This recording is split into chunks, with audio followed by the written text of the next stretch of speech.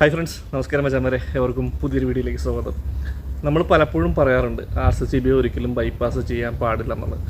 എന്തെങ്കിലും കാരണം കൊണ്ട് ട്രിപ്പായി കഴിഞ്ഞാൽ ഉടനെ തന്നെ ബൈപ്പാസ് ചെയ്ത് വെക്കുന്നത് പലരുടെയും ഒരു ശീലമാണ്. അപ്പോൾ അത് ഒരിക്കലും ചെയ്യാൻ പാടില്ലെന്ന് നമ്മൾ എപ്പോഴും ഓരോ വീഡിയോയിലൂടെയും അത്തരത്തിലുള്ള കാര്യങ്ങൾ പറയാറുണ്ട്. അപ്പോൾ ഇന്നത്തെ വീഡിയോയിൽ നമ്മൾ പ്രധാനമായിട്ടും പറയുന്നത് എന്തുകൊണ്ടാണ് ഞാനൊരു RCBയെ ഒരിക്കലും ബൈപ്പാസ് ചെയ്ത് വെക്കരുത് എന്ന് പറയുന്നതിൻ്റെ ഉത്തമ ഉദാഹരണമായിട്ടാണ് ഇന്നത്തെ ഈ വീഡിയോയിൽ നമ്മൾ കാണിക്കാൻ പോകുന്നത്. അപ്പോൾ ഇന്നത്തെ ആ വീട്ടിൽ പോയപ്പോൾ കണ്ടൊരു സാഹചര്യം നമ്മുടെ വാട്സപ്പ് ഗ്രൂപ്പിലുള്ള സുഹൃത്തുക്കൾക്ക് പലർക്കും അറിയാൻ പറ്റും. ആ ഒരു സാഹചര്യം ഞാൻ വീഡിയോ ചെയ്തിട്ടുള്ളതാണ്, വാട്സപ്പ് ഗ്രൂപ്പിൽ അതിനെപ്പറ്റി പറഞ്ഞിട്ടുള്ളതാണ്.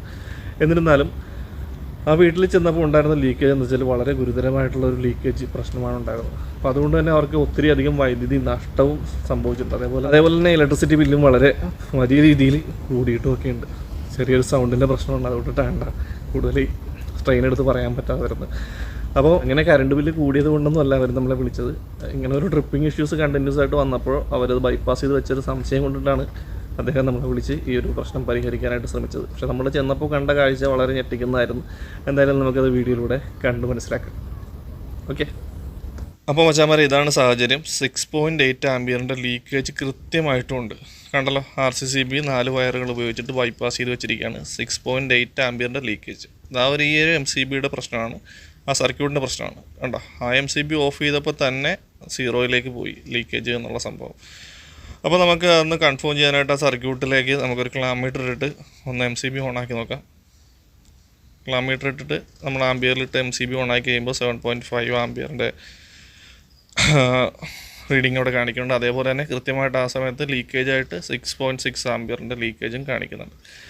അതോടൊപ്പം അവിടുത്തെ ഡെൽറ്റോണിൻ്റെ ഒരു RCB ആണ് ഇരുന്ന് വെച്ചത്. ഇതിൻ്റെ 2 കോൺടാക്റ്റുകൾ കറക്റ്റായിട്ട് കിട്ടുന്നില്ല.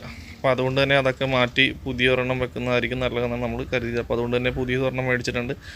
ഇതേപോലെ നമ്മൾ മേടിക്കുമ്പോൾ കറക്റ്റ് നല്ലതായിട്ടുള്ള RCB എടുത്തിട്ട് കാശ് മുടക്കിയാലും നല്ല രീതിയിലുള്ള RCBകൾ മേടിച്ച് വെക്കുകയാണെന്നുണ്ടെങ്കിൽ അതിൻ്റെ കോൺടാക്റ്റ് കാര്യങ്ങളൊന്നും പോകാതിരിക്കും. അപ്പോൾ നിലവിൽ നമ്മളിപ്പോൾ ഇവിടെ എടുത്തിട്ടുള്ളത് 63 ആംബിയർ 30 mAയുടെ L&Tയുടെ RCB ആണ് നമ്മൾ പുതിയത് ഇവിടെ എടുത്തിട്ടുള്ളത്. അപ്പോൾ ആ സെറ്റ് വെച്ചിട്ടാണ് ഇനി ബാക്കി ടെസ്റ്റും കാര്യങ്ങളും ഒക്കെ നടത്താനുള്ളത്. അപ്പോൾ നിലവിൽ നമ്മൾ ആ ലീക്കേജുള്ള സർക്യൂട്ട് കണ്ടുപിടിച്ച് കഴിഞ്ഞു. എന്തായാലും മറ്റ് ചില പ്രശ്നങ്ങളും കാര്യങ്ങളൊക്കെ ഉണ്ട്. അപ്പോൾ അതുകൊണ്ട് തന്നെ ചെറിയ വാല്യൂസ് കുറഞ്ഞിട്ടുള്ള കുറച്ച് ന്യൂട്രൽ കൂടി നമ്മൾ അഴിച്ചു വെച്ചിട്ടുണ്ട്. അതിൻ്റെ കാര്യങ്ങൾ കൂടിയൊക്കെ ഡീറ്റെയിൽ ആയിട്ട് പരിശോധിച്ച് വരുമ്പോൾ നമ്മുടെ ട്രിപ്പിംഗ് ഇഷ്യൂസിനെ സോൾവ് ചെയ്യാനായിട്ട് സാധിക്കും. നിലവിൽ ഇപ്പോൾ RCB പുതിയത് വെച്ച് നമ്മൾ ചാർജ് ചെയ്ത് കഴിഞ്ഞിട്ട് വേറെ പ്രശ്നങ്ങളോ സംഭവങ്ങളൊന്നുമില്ല. എന്നിരുന്നാലും ഞാനിപ്പോൾ ഈ MCB ഓൺ ചെയ്യുന്ന സമയത്ത് RCB ട്രിപ്പാകുന്നത് നമുക്ക് കാണാനായിട്ട് സാധിക്കും. അതായത് പ്രോപ്പറായിട്ട് ലീക്ക് വന്നപ്പോൾ RCB ട്രിപ്പായി. അപ്പോൾ വർക്കെല്ലാം നമ്മൾ ഏകദേശം ഒതുക്കി. ഇപ്പോൾ 6 mA ലീക്കേജാണ്. അതാ നോക്കിയേ, കണ്ടോ, 5.567 mA ലീക്കേജാണ് ആ സർക്യൂട്ടിൽ ഉണ്ടാകുന്നത്. അപ്പോൾ കാര്യമായിട്ടുള്ള പ്രശ്നങ്ങളൊന്നും സംഭവിക്കുന്നില്ല.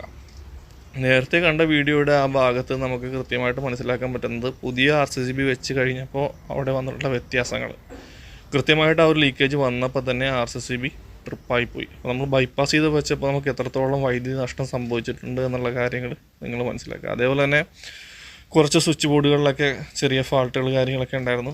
വാല്യൂസ് കുറഞ്ഞിട്ടുള്ളത് ഇങ്ങോട്ടൊക്കെ വന്നിട്ടുള്ള കേബിൾസാണ്. എന്തായാലും നമ്മൾ പരിഹരിച്ചു.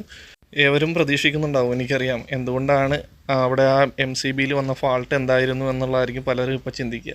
അത് വലിയ കാരണമൊന്നും ആയിരുന്നില്ല. നമ്മുടെ ഒരു മൊബൈൽ ചാർജർ കണക്ട് ചെയ്യാനായിട്ട് ഉപയോഗിച്ചിരുന്ന മൾട്ടി പിന്നിൻ്റെ അകത്തുണ്ടായിരുന്ന കംപ്ലൈൻ്റ് ആണ്.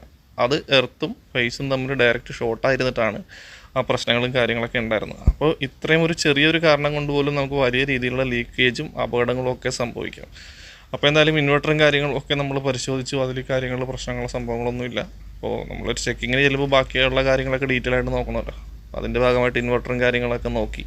അപ്പോൾ എന്തായാലും എല്ലാ സുഹൃത്തുക്കളും അറിഞ്ഞിരിക്കേണ്ട അല്ലെങ്കിൽ ശ്രദ്ധിക്കേണ്ട ഒരു കാര്യം എന്ന് വെച്ചാൽ, ഇപ്പോൾ നമ്മൾ മൊബൈൽ കണക്ട് ചെയ്യാൻ ഉപയോഗിച്ചാൽ ഇതേപോലുള്ള കുറഞ്ഞ ക്വാളിറ്റിയുള്ള പ്ലഗ് ടോപ്പുകളോ അല്ല എന്നുണ്ടെങ്കിൽ നമ്മുടെ എന്താ പറയുക മൾട്ടിപിൻ സോക്കറ്റുകളൊക്കെ ഉപയോഗിക്കുമ്പോൾ അത് ക്വാളിറ്റി ഇല്ലയെന്നുണ്ടെങ്കിൽ ഇത്തരത്തിലുള്ള അപകടങ്ങളൊക്കെ ഉണ്ടാകാനുള്ള സാധ്യതയുണ്ട്. ഇപ്പോൾ നമ്മൾ കാണുന്നത് 20 mA ലീക്കേജ് കാര്യങ്ങൾ ഈ സർക്യൂട്ടിലുള്ളതായിട്ട് കാണുന്നുണ്ട്. അപ്പോൾ അതിൻ്റെ കാര്യങ്ങളോട് പറഞ്ഞുകൊണ്ട് നമുക്ക് വീഡിയോ അവസാനിപ്പിക്കാം.